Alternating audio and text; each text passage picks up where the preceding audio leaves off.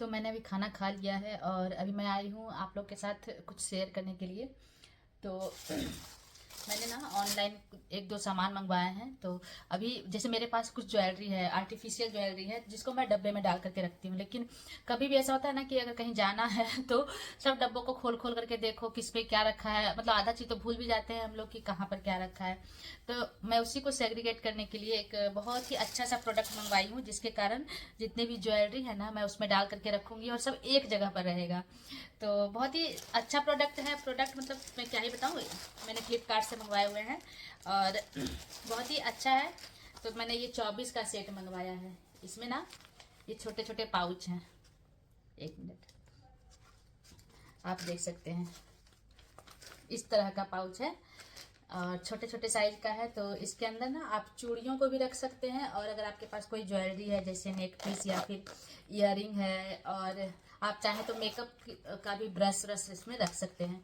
और ये ट्रांसपेरेंट है तो आपको ये अच्छे से दिखेगा भी। तो ये मुझे बहुत ही अच्छा लगा और मुझे मंगाना ही था, क्योंकि मेरे जो मैंने बताया ना जो थोड़े बहुत ज्वेलरी है ना वो इधर उधर हो जाते हैं। तो सब वो मुझे दिखते रहे, अगर मैं कहीं जाऊँ तो मुझे इजीली वो निकल जाए जिसको मैं पहनना चाहूँ। तो इसलिए मैंने ये मंगवाया है। तो ये मैंने 24 का सेट मंगवा लिया है, मतलब अच्छा खासा क्वांटिटी है। और एक मुझे वो एक्स्ट्रा मिला है, मतलब 25 उन्होंने भेजा है जिनसे भी मैंने फ्लिपकार्ट से मंगवाया है। और ये मुझे रिव्यू करने के लिए दिया गया है फ्लिपकार्ट के ऊपर, तो मैं शायद वहाँ कर दूँ अगर मुझे अच्छा लगा इसका क्वालिटी। तो ऐसे तो मुझे ये पसंद आया और उसको मैं रखने वाली हूँ। तो आप लोग भी चाहो तो इसको ले सकते हैं। और ये अभी मैं ज्वेलरी आपको दिखाऊंगी भी कि मेरे पास क्या क्या है, थोड़े बहुत ज्वेलरी, और कैसे मैं इसमें स्टोर करने वाली हूँ। तो सारा सेग्रीगेट करके एक जगह पर रहेगा। तो जिस तरह से ज्वेलरी के लिए मैंने मंगवाए हैं ये वाले पाउचेज, तो उसी तरह मैंने एक मेकअप रखने का बैग मंगवाया है, जो मैंने मीशो से मंगवाया है। और ये वाला पाउच जो है ये मैंने फ्लिपकार्ट से मंगवाया है। और जो मीशो से मैंने बैग मंगवाया है वो ये है, अंडर 200 रुपीज़ ही था ये। और ये वाला शायद 230 या 232 का था, शायद। इसका रेट मुझे एक्चुअली याद नहीं है, लेकिन वो उसी तरह का रेट था, ज़्यादा रेट का नहीं था। तो अगर आप लोग लेना चाहेंगे ना तो मैं इसको डाल दूंगी लिंक, और आप लोग ले सकते हैं इसका वाला। और अगर आप लोग ये लेना चाहेंगे तो ये ना मैंने मीशो से मंगवाया है मेकअप बैग, जो बहुत ही अच्छा है। मतलब ये ना कपड़े का बना हुआ है। एक मिनट में आपको ना बैक कैमरे से दिखाती हूँ। तो आप देख सकते हैं कि ये ना ये सॉफ्ट सा एक कपड़ा है, उसी का बना हुआ है। बहुत ही अच्छा क्वालिटी है, मतलब क्वालिटी वाइज ना ये बहुत ही अच्छा आया है। और इस तरह से इसमें दो रनर लगा हुआ है। चैन का क्वालिटी भी एक नंबर है, मतलब बहुत ही बढ़िया क्वालिटी है चैन का। और इसको आप इस तरह से ओपन कर लो और अंदर में ये कुछ ऐसा है। तो आप इसमें फिर मेकअप रख सकते हैं, आपको जो भी कुछ भी इच्छा है रखने की वो रख सकते हैं। मैं तो इसको एज ए मेकअप बॉक्स मंगवाई हूँ, जो हम लोग कहीं जाते हैं जर्नी में भी आसान होता है इस तरह के पाउच में रखना। हार्ड वाले जो मेकअप बॉक्स होते हैं ना उसमें रखने से क्या होता है, हार्ड वाले जो मेकअप बॉक्स होते हैं उसमें रखोगे ना आप तो वो थोड़ा सा रखना इजी नहीं होता है, क्योंकि हम लोग जिस तरह से सूटकेस में सामान रखते हैं ट्रॉलीज में, तो वो उसमें दबने का चांस रहता है। और दबने के कारण क्या होता है, मतलब वो एक तो मेकअप बॉक्स भी टूटेगा, ऊपर से जो उसके अंदर का प्रोडक्ट है वो भी टूट सकता है। तो इसलिए मैंने ये सॉफ्ट वाला ही मंगवाया है, जो मुझे बहुत ही अच्छा लगा है। इसका क्वालिटी बहुत अच्छा, अंदर का कपड़ा का क्वालिटी भी अच्छा है। तो आप लोग अगर चाहें तो ले सकते हैं। तो ये मैंने मीशो से मंगवाया है, 200 रुपीज़ का था, मतलब 189 समथिंग रुपीज़ मुझे पड़ा था ऑफर में। और ये बहुत ही पसंद आया मुझे। तो चलिए हम लोग सेग्रीगेट करते हैं और आपको दिखाते हैं कि हम लोग कैसे कैसे अरेंज करने वाले हैं। तो बहुत दिन से मैं तैयारी कर रही थी इसका कि मुझे मंगाना है और मैं इसको अरेंज करूंगी। तो चलिए हम लोग अरेंज करते हैं और आपको दिखाते हैं। तो घर में ना ऑर्गेनाइज़र की ज़रूरत बहुत पड़ती है। जिस तरह से हम लोग डेली लाइफ में जीते हैं रहते हैं ना, एक तो घर कंजस्टेड होता है, ऊपर से रेंट के हाउस में रहते हैं तो ज़्यादा सामान भी नहीं रख सकते हैं। उस हिसाब से थोड़े बहुत ही ज्वेलरी मैं रखती हूँ आर्टिफिशियल वाला, क्योंकि गोल्ड वाला आप हर जगह पहन करके नहीं जा सकते हैं। और आर्टिफिशियल ज्वेलरी में मुझे ईयरिंग पसंद आते हैं ज़्यादा। मैं नेक पीस कम ही पहनती हूँ, हाँ ईयरिंग मुझे अच्छे लगते हैं। तो मैं थोड़े बहुत, मेरे पास कलेक्शन है। कलेक्शन भी मैं क्या बोलूँ, बस मुझे जो थोड़े बहुत पसंद आते हैं।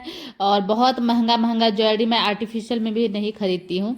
तो आप देख सकते हैं कि थोड़े बहुत हैं, जिसमें से ज़्यादा मेरे पास जो ये ब्लैक मेटल वाले होते हैं ना, सिल्वर वाले, तो एक्चुअली ये सिल्वर के तो है नहीं, ये ब्लैक मेटल वाले ही हैं। लेकिन मेरे पास थोड़े बहुत है तो उसको मैं अरेंज कर देती हूँ।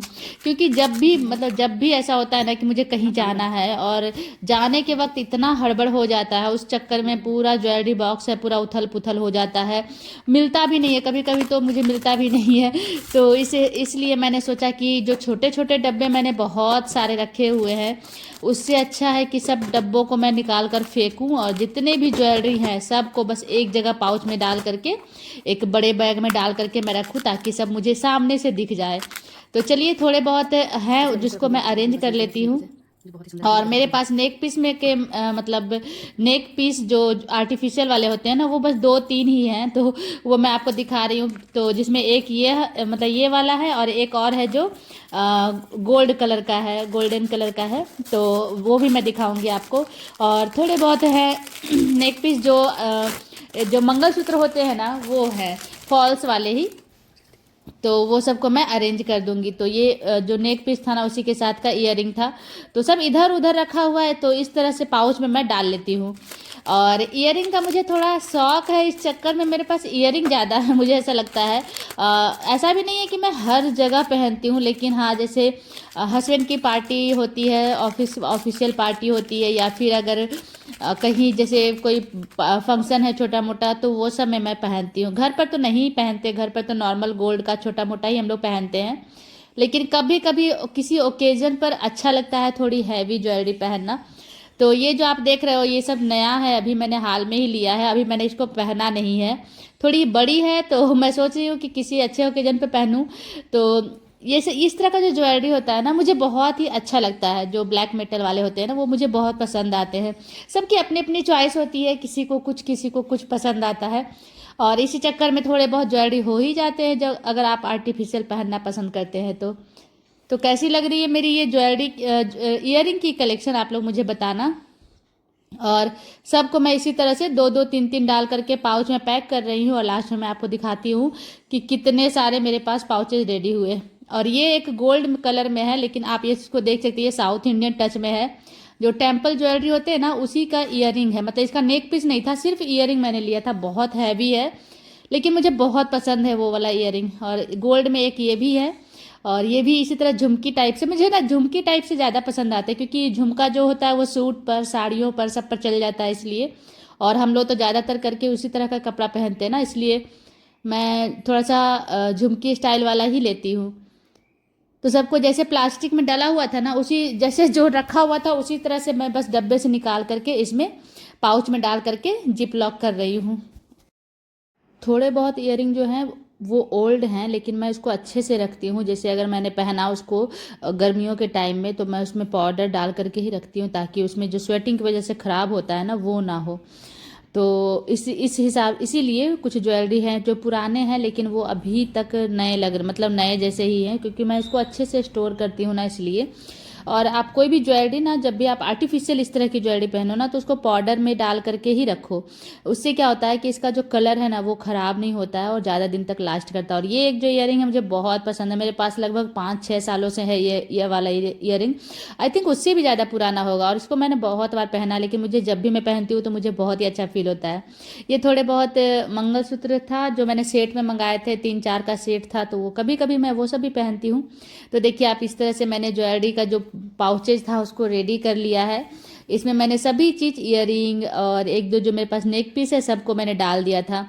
और आप देख सकते हैं कि मेरे पास ना पहले जो मैं मेकअप बॉक्स मैंने रखा था ना, मतलब मेकअप बैग, उसी में मैंने इसको स्टोर कर दिया है, क्योंकि मैंने नया मेकअप बैग खरीदा है ना, तो मैं उसमें रखूँगी अपना मेकअप का प्रोडक्ट। और इसमें सारा ज्वेलरी आ गया। तो आप सोच सकते हैं कि जो छोटे छोटे डब्बे में इतना मतलब इधर उधर कचरा था, वो सब एक ही जगह हो गया, तो अब मुझे कितना आसानी होने वाला है जब भी मैं कभी रेडी होऊंगी तो।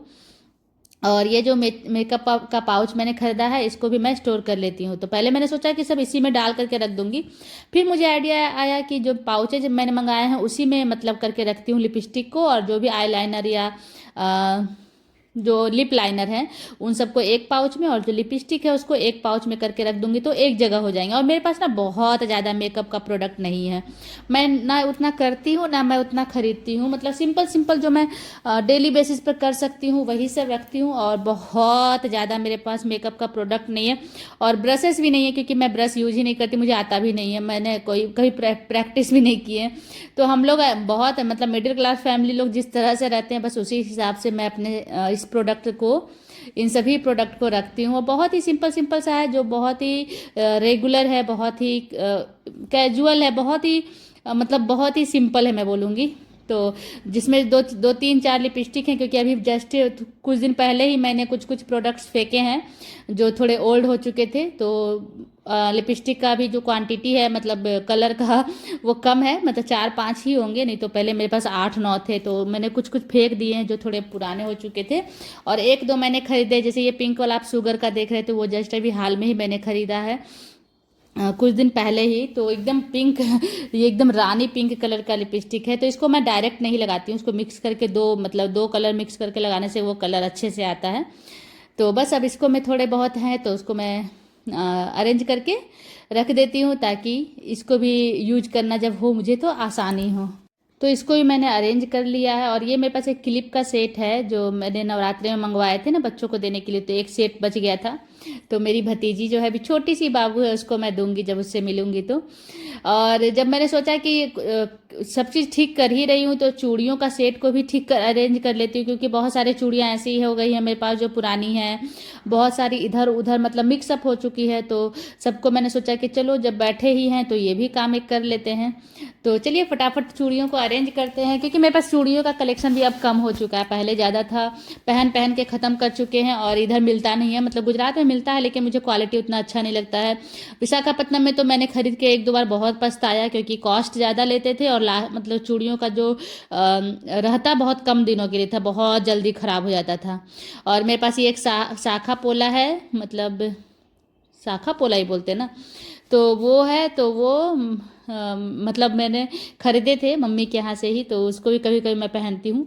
और बस अब चूड़ियों को अरेंज करती हूँ और आपको दिखाती हूँ कि मेरे पास कैसे कैसे मैंने अरेंज कर लिया सभी चूड़ियों को। और जो भी थोड़े बहुत नग वाले मोती वाले थे, तो ये मेरा न्यू डब्बा है चूड़ी का, तो उसमें मैंने रख दिया है।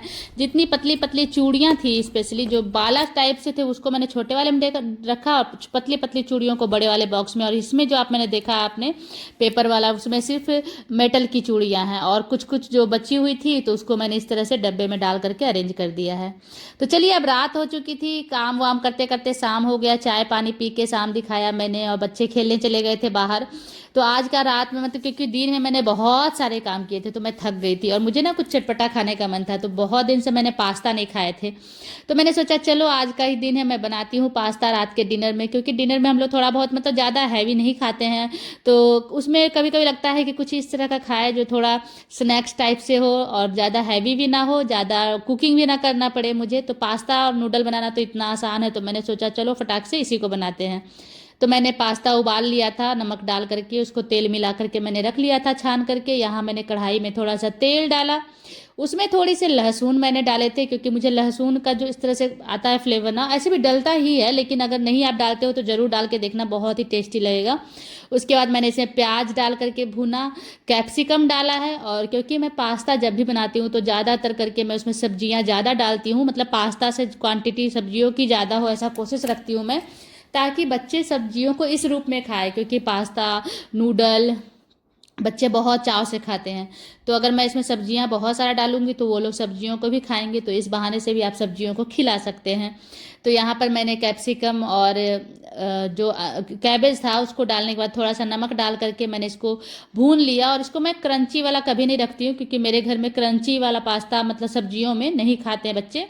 तो इसको मैं अच्छे से भून करके इसको अच्छे से मतलब सॉफ्ट कर देती हूँ। तो सब्जियों को भूनते भूनते आप देख सकते हैं कि एकदम सॉफ्ट हो चुके थे, और मिक्स भी अच्छे से मतलब भून चुके थे। तब मैं इसमें थोड़े बहुत मसाले नहीं, थोड़े बहुत जो पास्ता में चीज़ें जाती है वो डालूंगी, जिसमें चिली फ्लेक्स, थोड़ा सा काली मिर्च का पाउडर, और थोड़ा सा ऑरिगेनो पाउडर मैं डालूंगी इसमें।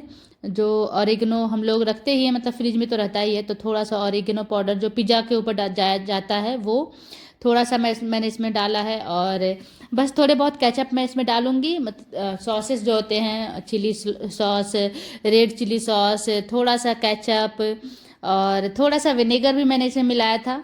तो मैंने प्रॉपर तो बनाए थे, मतलब अगर आप सोचो तो ये एकदम प्रॉपर ही मैंने बनाया था। टाइम टेकिंग होता है लेकिन खाने में अच्छा लगता है। और मुझे ना इस तरह का कुछ भी डिश बनाने में लगता है ना कि मुझे मतलब मेंटली फील होता है कि कम टाइम लगा, लेकिन टाइम तो लगता ही है, बट खाने में भी आसान होता है, और बनाओ और तुरंत निकालो गर्मा गर्म और खा लो, तो वो भी अच्छा लगता है, और टेस्ट चेंज हो ही जाता है रेगुलर खाने से। तो बस फटाफट मैंने सभी सॉसेस को इसमें डाला।